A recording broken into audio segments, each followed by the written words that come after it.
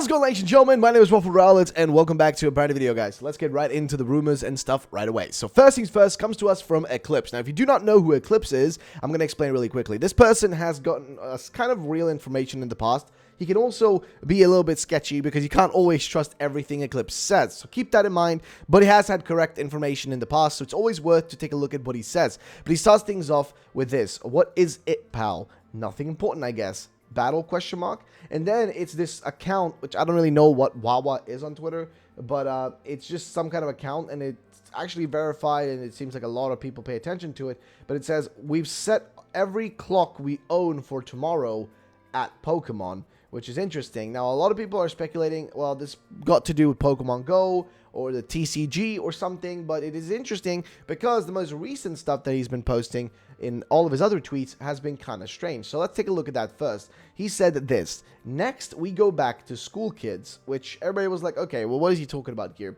Well, his next tweets kind of explain all this stuff. So first is this one. It's that simple. You learned about it in elementary school, 2nd grade. You were all around 7 years old. Yet everyone forgot such basic lessons. What's this? Showing just a giant board with all the Pokemon types. This is an image that was made by supereffective.99, just to represent what the gimmick could be, or whatever you want to call it. And then he says here, does this help? And includes a color wheel, interestingly enough, and a color wheel that specifically showcases a bunch of different colors that then merge into other colors. So for example, we have red and violet that make magenta. You got violet and blue that make purple. And then blue and green that make teal. Green and yellow that make chartreuse, I guess, or whatever that is. And then yellow and orange make amber here, as well as orange and red making vermilion. With those being like the primary colors. And then using the primary colors and mixing them together, you will get other results. This, as far as I'm aware, and as far as I can tell, it could either mean a few different things. Right. One, he's implying that we're going to be able to mix our typings and create either a temporary brand new typing, or mix our typings together for a brand new, like, third typing, right? So, like, if you have, let's say, red and violet in this case making magenta, magenta being a new typing that's temporary, right? Kind of a smaller typing almost. So if you had, like, let's say a flying and, I don't know, a flying and water type, it makes like some sort of brand new thing as an example. But my point is, either it's that, or somebody suggested down here, it could be fusion moves, or what they mean by fusion moves is not like fusing Pokemon together, but fusing the typings together. So for example, like, you know, fusing fire and water and creating something brand new. In a sense, like for example here, he says, I think it would be more like a flying press, for example, like taking a flying type move and a fighting type move and creating something brand new out of it. And I actually think, I don't know, it's kind of an interesting case, because he continues on here to another post and says, lines are extra for representation purposes, but you get it with just that. Which, yes, I think it's pretty clear. And a lot of people have theories, for example. So maybe the gimmick is gaining a third type based on the primary and secondary type with pre-selected combinations. Example, maybe a normal ghost is this determined to gain the dark type.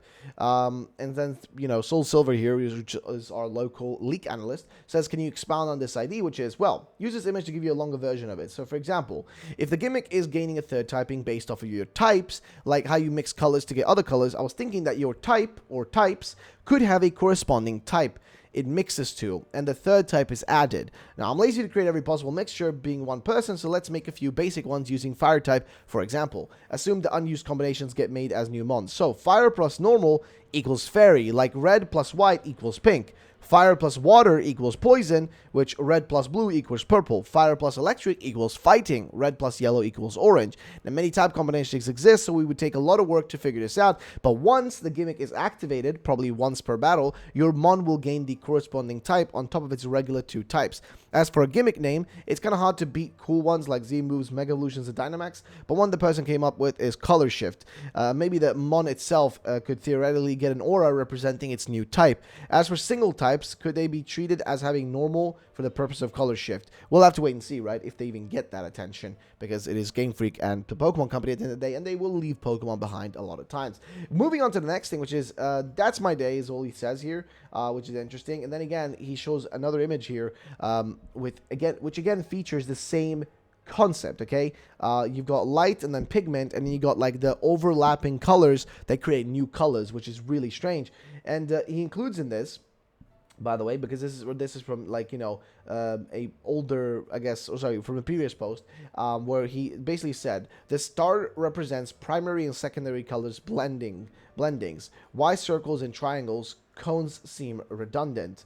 And then he says, almost forgot to share this, Tier 3 colors representations have the same numbers of points as the field shown in Scarlet and Violet's trailer. So if you actually look here, if you counted all these, they should match up and be the same amount that you see in this color wheel right here, which is interesting because it also matches up. Yellow up here, electric type, I'm guessing, right? The kind of yellow-green mix, in this case, I'm guessing would be bug type, then grass type. This one, I don't know what this one is.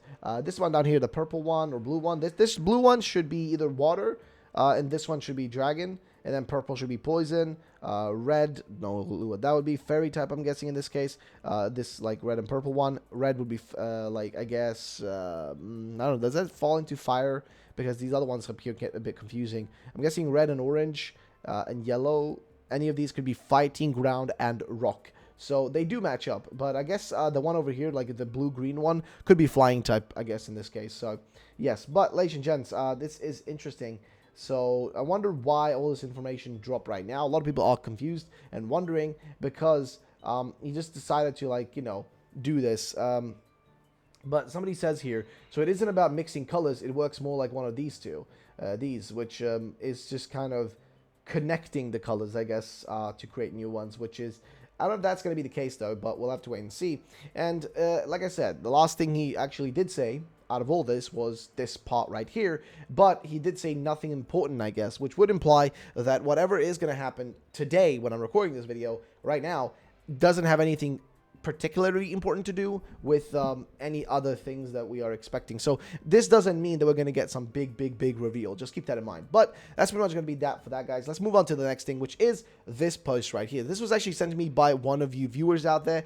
Sorry if I don't remember your name.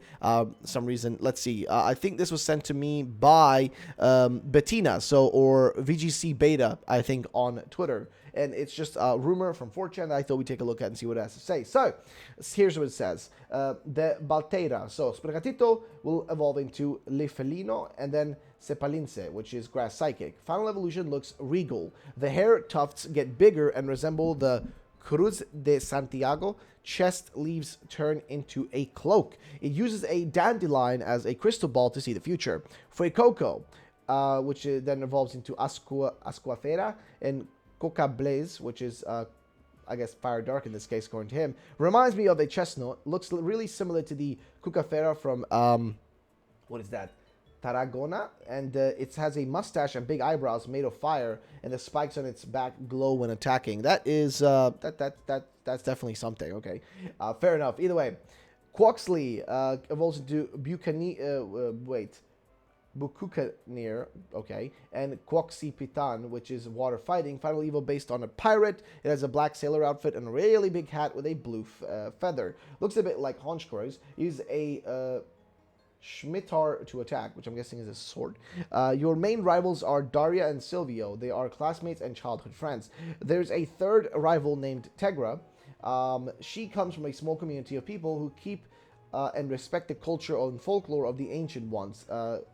Celestica people from PLA. They live together in a small island inside Lago Sacro, a giant lake in the northwest of the Aurea region. That's what he, I guess, claiming that the region is called. And then the game's gimmick is called Crystal Aura. To keep it short, under certain circumstances, you'll be able to change the type of one of your Pokemon. When a Mon's aura is crystallized, it loses its original types, and you can assign your Pokemon any type you wish. only once per battle and lasts 1 turn.